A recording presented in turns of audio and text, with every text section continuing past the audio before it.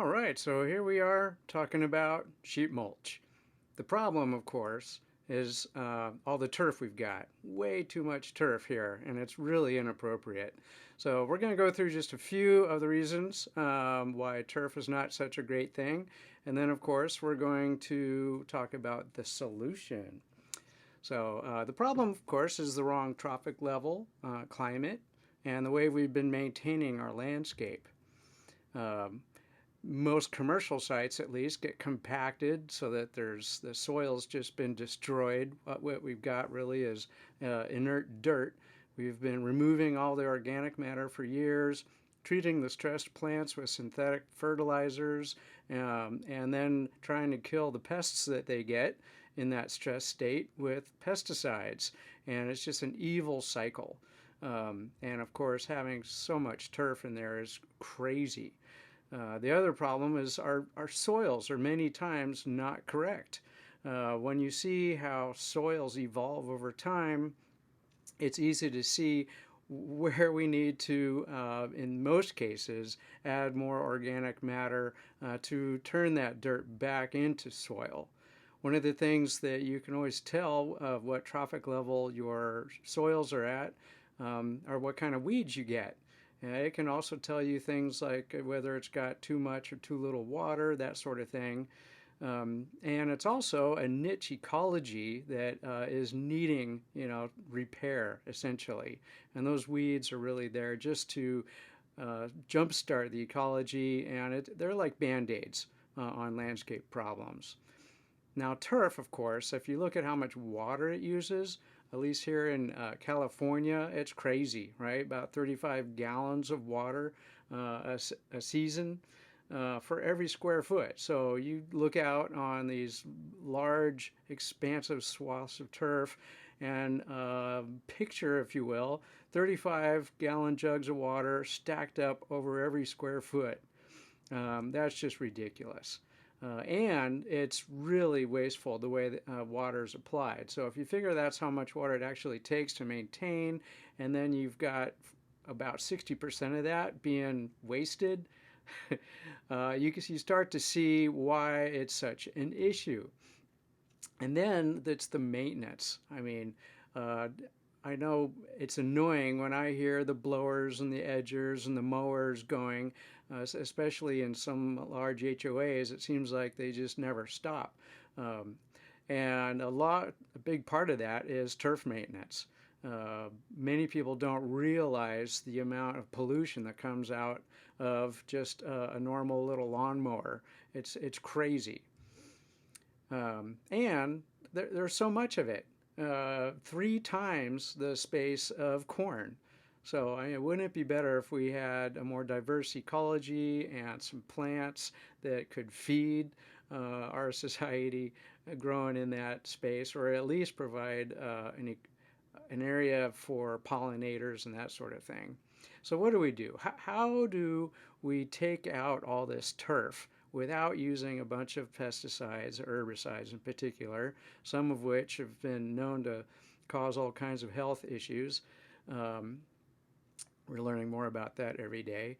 But also, without trying to solarize it, that honestly is ugly to have a layer of plastic out there, or haul it off to the landfill. That was the old way to do it. You get in there and put it in a rock box, and away it goes. So there's a way to do it that actually takes the turf and whatever soil is left there and composts it in place and prepares it in a neat biological way that mimics natural soil layers and prepares it for new plantings. It's called sheet mulching. And I'm always surprised when people say they've never heard of sheet mulching. More and more, though, when I say who's done sheet mulching, I see more hands going up. And that's a great thing. It's non-toxic, very effective, and can be pretty long-lasting. And it's really magical in terms of what it does. There are a lot of different kinds of sheet mulching. These pictures are just showing a place where it was a horse equestrian center, and they had a walking path where they would train their horses and the riders, And they wanted to get rid of the weeds, but the horses nibbled on the weeds, and they didn't want the horses to be eating toxic herbicides. So what do? Well, so a single layer of cardboard and a thick layer of mulch, sheet mulched, and it's beautiful. Away went the weeds. So sheet mulching is so basic a technology. You put some compost or rough material down below, put a layer of cardboard as a membrane, and mulch. Or you could have 2 layers of compost, or you can have the cardboard underneath everything. There's all these different layers, if you will, and it's just like lasagna, right? How many different recipes of lasagna have you ever seen? Well, just for every landscape situation, depending on what weeds you want to kill, and if it's just a fescue turf and that's all you're smothering, easy deal. But if you've got some more aggressive weeds, you might think about more layers, thicker layers, etc. So anyway, I've tried it with craft paper as well as recycled corrugated cardboard. Usually when you call up your local paper and packaging company and you say, hey, do you have large rolls of recycled corrugated cardboard? They'll say, oh, are you sheet mulching? Because then all of a sudden you can go, yeah, yeah. And they'll usually tell you, well, we've got them in 4, 5, 6-foot rolls. They're about 200, 250 feet long, and they'll give you your pricing. Usually like 65, 75 bucks a roll. Fairly affordable. This is the way to go, folks. Don't, it's one thing to go out and try and gather boxes and get it done that way. But really, you're looking at so many edges and so much time, and then the first big wind comes up, it's nightmarish. Whereas using these rolls is so easy. I highly recommend this is the way to go. Take your cardboard boxes to the recyclers, let them make these big sheets, and then use those. So here's a great example of a bunch of volunteers. This is some master gardeners and actually 2 Rotary clubs at a school garden. Real simple lasagna recipe. We're putting down 1 layer of cardboard, overlapping it about a foot, and then a big thick layer of compost. And most of this space is going to be fruit trees and raised beds. So we're not worrying about not putting compost down in the paths, that sort of thing. What I want to show you is this.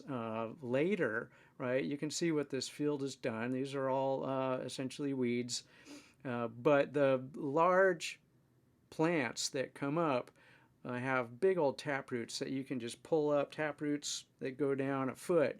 Whereas, 3 inches over where it wasn't sheet mulched, you can't pull even the grasses out of the soil. It's so compact there. It really does turn dirt into soil. So larger projects, this one over in Alameda, a really stupid place to have turf in the first place.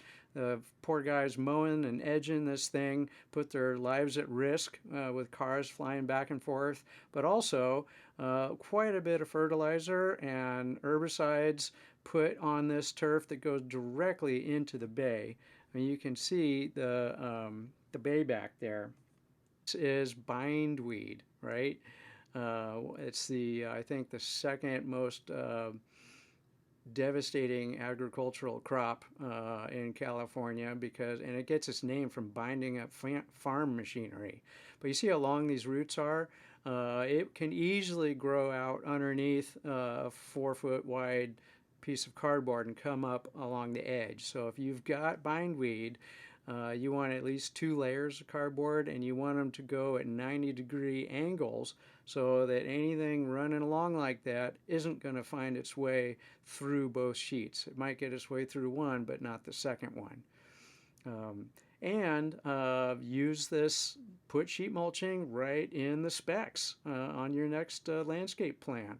Don't worry about it if it's too little or too big. There's no too large or too small landscape for sheet mulching. And it's just wonderful the way it takes an old, weedy, drought-stressed, compacted turf area and turns it into a perfect soil bed for climate-appropriate plants. Here's a good shot showing the manifolds for a grid drip line system right on top of the cardboard underneath the mulch with compost underneath. Works really good. You also you got to remember to put in a pressure compensator and a filter when you're switching out old spray systems with drip irrigation. Really easy and clean. If you get your compost down, you do any decompaction or anything like that underneath, and grading to put down your cardboard and then run your drip lines on top of that. It's a great way to flesh out, make sure everything's working. You don't have to worry so much about dirt getting in the pipe as you're putting the system together.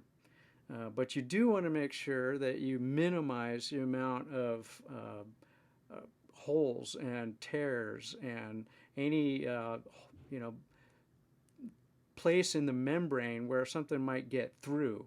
You can see how great a job they did here where the fitting comes up for this drip system to go over to the manifold, and really pretty tight in terms of getting that cardboard down there. Oh, this is fun, right? Our state capitol, when they did their part and turned off the water on their lawns, but then they had this dusty mess and wanted to know what to do. Sheet mulch it. Yep. So here's a great demonstration where we got the compost in there, layer of cardboard, 2 layers actually, 90 degrees, and a thick layer of wood chip mulch. Kind of funny to see someone trying to do sheet mulching in high heels. Please don't do that.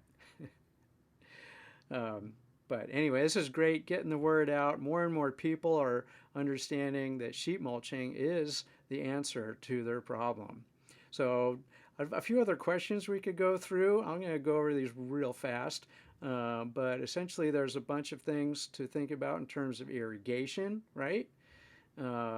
Grading and existing plants, how do you deal with that? Which weeds you're trying to smother? How do you work your way around larger plants? And then, of course, what lasagna recipe are you going to use? What kind of cardboard? How many layers? That sort of thing. You really got to get in, practice doing this a few times, and you'll get a better idea of the options and what works best, right? How do you deal with hillsides and bioswales? A lot of little tricks of the trade that you can get into. And then how are you going to get your mulch onto the site? Not many people realize that you can actually hire someone to pump mulch. They have mulch pumper trucks that'll come out, and you can get a large area covered with mulch very quickly. Do consider this. Do any decompaction that you can beforehand, right? And then again, think about biomimicry, trying to recreate those layers that nature does so well. We talk about the O horizon in soil science, and the O horizon really is just 2 parts. You can see where there's the compost part and the mulch part. It's the same thing we're trying to do. So now, also, whenever you're taking your next yoga class and you do your Om, right? It's organic matter, because organics do matter. And then that, of course, gives you the food for the soil ecology. And these little guys are so cute. Microarthropods and other mesofauna. Interesting, this picture of the mites, right? 200 species of mites in the top 2 inches of a square foot of forest litter. That's not 200 mites, that's 200 species of mites. So just amazing what happens there. And of course, if you do all this right, you can take compacted, what seems like concrete-like dirt, and all of a sudden you've got earthworms, and you're wondering, where did they come from? Build it, and they will come. This picture just is a good reflection here, in that The ecology in soils is so amazing. It's similar to the micro flora and fauna in us. We are an ecology, and they say that probably about 1% of, or no, 10% of our cells are us, where the 90 other percent are these other organisms that help keep us healthy and alive. And if you were to take all those organisms together from your body, it would be like another organ that would weigh about 3 pounds. So if you take that same analogy to the soil, and you looked at it over a whole acre, all those soil organisms that keep that soil healthy and alive is about the equivalent of 2 cows per acre, that is. The other neat thing about having all this good soil health is that you start to get these beneficial fungi, the endomycorrhizal fungi, and that greatly enhances the plant's abilities to go out, seek, and absorb nutrients and water, and produce glomalin. If you don't know what glomalin is, stay tuned.